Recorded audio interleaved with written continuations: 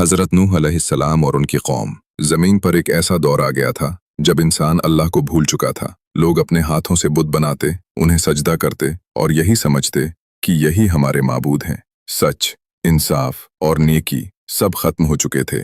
जुल्म आम था और गुनाह पर किसी को शर्म नहीं थी। ऐसे माहौल में अल्लाह ताला ने हज़रत नूह अलैहिस्सलाम को नबी बनाकर भेजा। उन्होंने अपनी कौम से कहा, ऐ मेरी कौम, सिर्फ एक अल्लाह की इबादत करो, उसके सिवा तुम्हारा कोई माबूद नहीं। गुनाह छोड़ दो, सीधे रास्ते पर आ जाओ ताकि अल्लाह तुम पर रहम करे।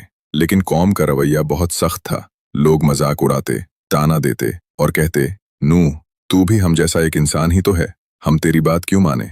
हज़रत नूह अलैहिस्सलाम ने 950 साल तक दिन में भी और रात में भी खुले आम और चुपके चुपके नरमी से, मोहब्बत से लोगों को समझाया। लेकिन ज्यादातर लोगों ने इनकार ही किया। जो ईमान लाते उन्हें सताया जाता और हक की आवाज दबाई जाती।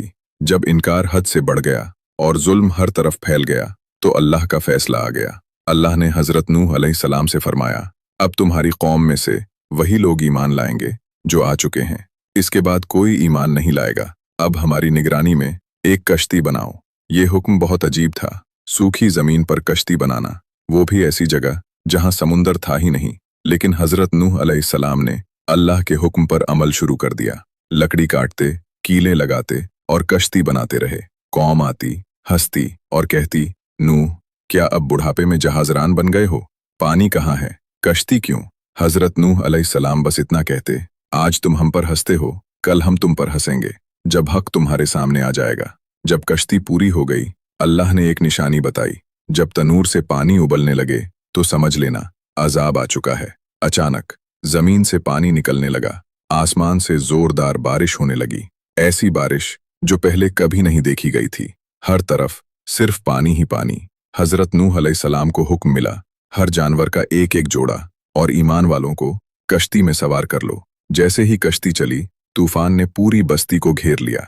हज़रत नूह अलैहिस्सलाम ने अपने बेटे को देखा जो कश्ती से दूर खड़ा था। उन्होंने पुकारा, बेटा, हमारे साथ सवार हो जाओ, काफिरों के साथ न रहो। बेटे ने जवाब दिया, मैं किसी पहाड़ पर चढ़ जाऊंगा, वो मुझे बचा लेगा। हज़रत नूह अलैहिस्सलाम ने कहा, आज अल्लाह के हुक्म से कोई नहीं बच सकता। उसी वक्त एक बड़ी लहर आई और बेटा पानी में डूब गया। हज़रत नूह अलैहिस्सलाम खामोश हो गए। दिल गम से भर गया। लेकिन अल्लाह का फैसला सच्चा था। जब सब कुछ खत्म हो गया तो अल्लाह ने हुक्म दिया, ए ज़मीन, अपना पानी निगल जा, और ए आसमान, रुक जा। पानी कम हुआ और कश्ती एक पहाड़ पर ठहर गई। एक नई दुनिया शुरू हुई जो ईमान, शुक्र और फर्मा बरदारी पर कायम थी।